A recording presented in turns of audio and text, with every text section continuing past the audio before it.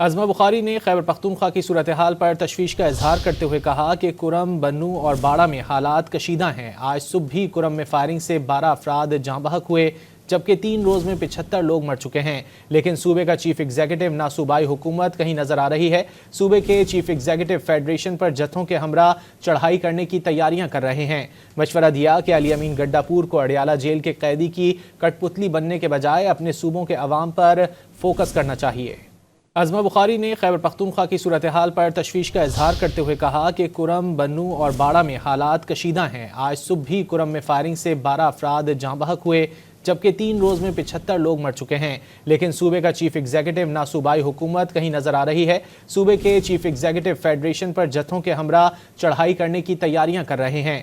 مشورہ دیا کہ علی امین گڈا پور کو اڈیالہ جیل کے قیدی کی کٹ پتلی بننے کے بجائے اپنے صوبوں کے عوام پر فوکس کرنا چاہیے۔